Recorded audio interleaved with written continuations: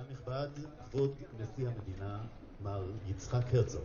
Honored guests, His Excellency, the President of the State of Israel, Isaac Herzog. The Honorable Joseph R. Biden Jr., President of the United States of America. His Excellency Yair Lapid, Prime Minister of the State of Israel. Ministers, Knesset members, religious leaders, Excellencies, distinguished delegations, honored guests.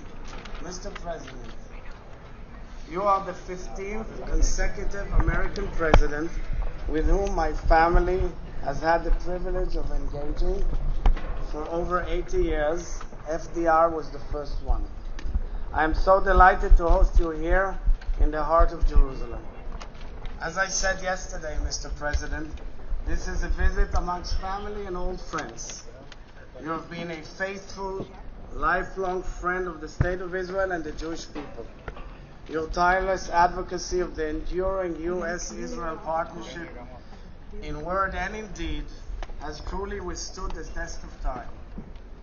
Your journey of peace here in the Middle East comes at the pivotal hour of a challenged world order. The aftershocks of the pandemic are colliding with the tragedy unfolding in Ukraine, while extremism displaces dialogue as our planet runs out of time. I believe that a strong and vibrant U.S.-Israel partnership has seldom been more critical to our countries, to the Middle East, and to global stability and sustainability, peace and prosperity, democracy and decency. Since its establishment, the State of Israel has been a vibrant democracy, sometimes too much, Mr. President, as you know all too well. We are a diversified society, encompassing Jews and Muslims, Christians, Druze and Circassians, of all denominations and beliefs. Some of their distinguished representatives are here with us today. We also are so proud that ambassadors from all Arab countries that have signed peace accords with Israel are present here today. Mr. President,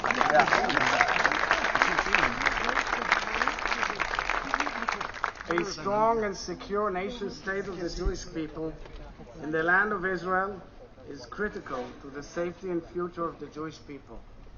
And now we have the opportunity, thanks in large part to the support of your administration and the Abraham Accords, to envision one step further.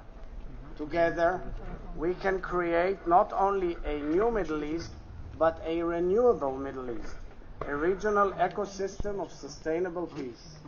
Under your leadership, we can continue transforming our region from a source of global tension to a source of global stability, progress, and integration. The Middle East can grow into a meeting point for climate innovation and combine medical research, clean energy, food security, and peaceful exchange among faiths and peoples. This is the blessing you will bring in the coming days to your meeting in Jeddah.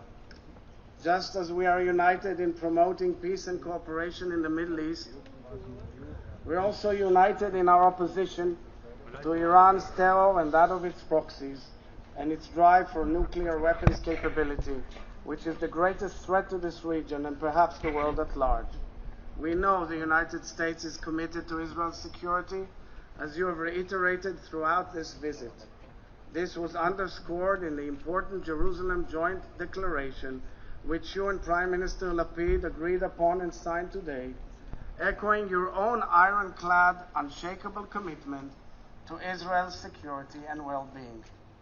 I commend your administration's crystal clear moral stance against all forms of anti-Semitism and delegitimization of Israel around the world. Thank you always for standing by us.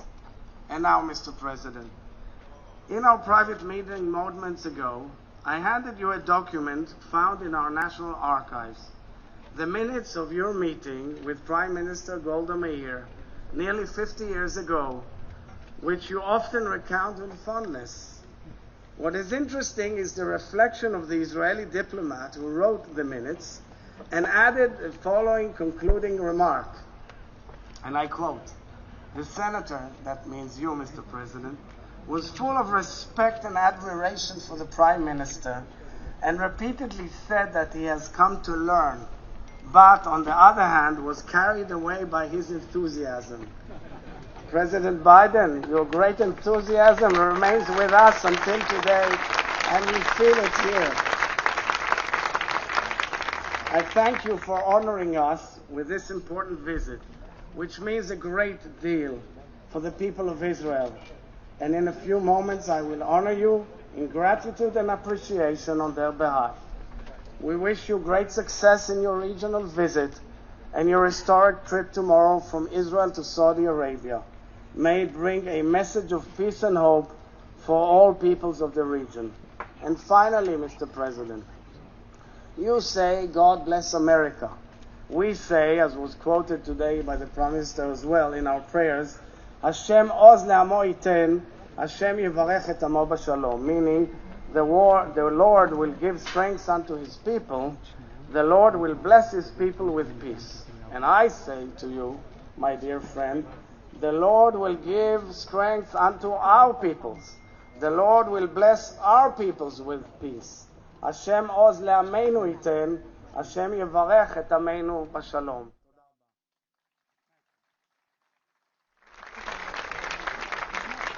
President Herzog, it's wonderful to be with you again, and honored to be with so many familiar faces out in this garden. You know, if anyone should understand my inclination and enthusiasm, you should be. With a grandfather who thought Sinn Féin was the future of Ireland, you should understand that. You all think I'm kidding. I'm not. Great day for the Irish.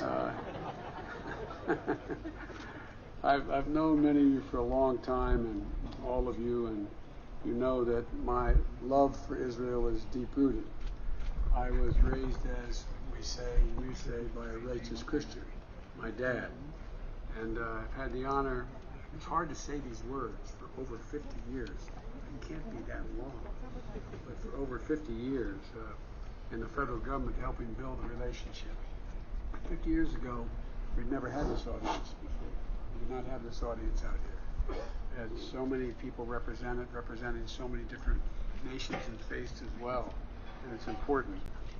You know, seeing Israel thrive, seeing the wildest dreams of Israel's founding fathers and mothers grow into reality that Israel children enjoy today, to me is close to miraculous. You're always we use in the Catholic Church a hymn that's based on one of the Psalms, and it says, "May He raise you up on eagle's wings and bear you on the breath of dawn. Until we meet again, may God hold you in the palm of His hand." Well, every time I've come over these years, thank God, God seems to be holding us in the palm of His hand, because we get stronger, not weaker. And to me, it's pretty miraculous. The Torah tells the story of the prophet who described the ancient Israelis as the people that dwell alone. Mm-hmm. And the Torah portion that will be read in services across the United States this week. You know, I know, President Herzog, that your uncle also wrote a book with that title. Mm-hmm. But as I look out on this proud, strong Israelis in the audience, at the nation that made the desert roam and built the Iron Dome, I see people who are growing more secure, more integrated, more confident, and more have greater relationships with their neighbors. A nation that has forged peace before and can do it again. And a nation that will never dwell alone. Because as long as it's the United States, you will never, ever be alone.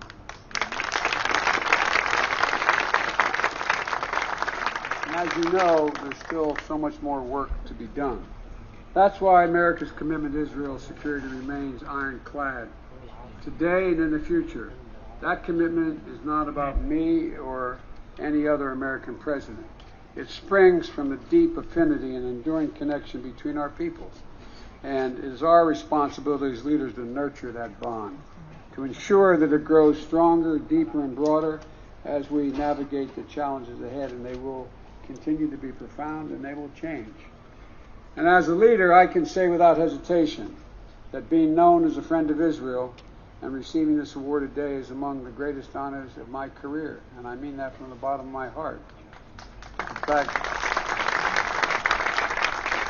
thank you, Mr. President. Since I know that you and I share a connection, as I said to Ireland, I hope you forgive me for ending by quoting an Irish poet, Seamus Heaney. He wrote in the Cure of Troy, he said, "History says don't hope on this side of the grave.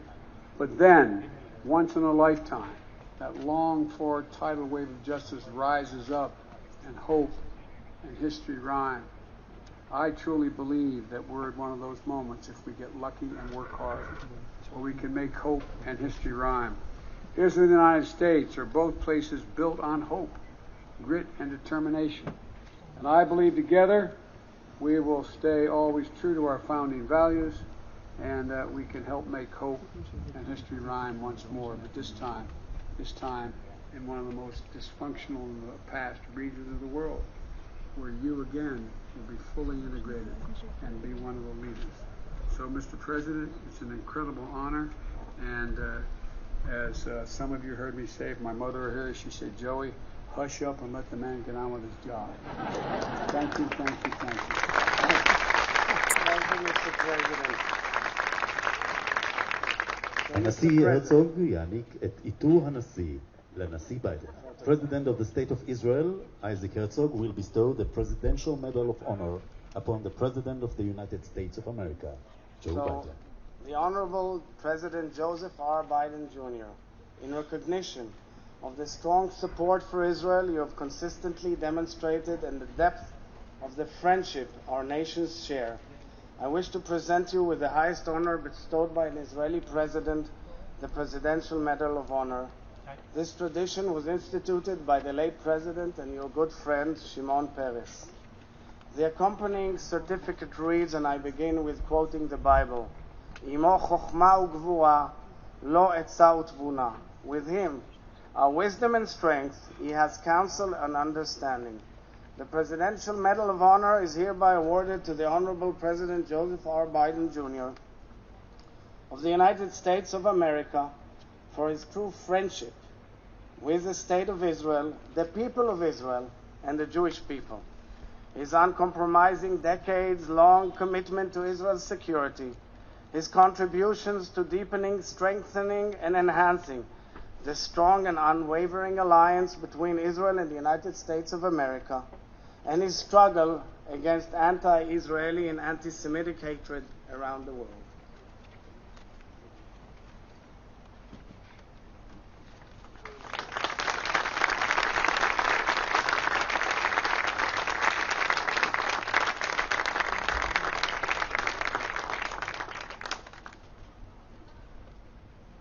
Great honor.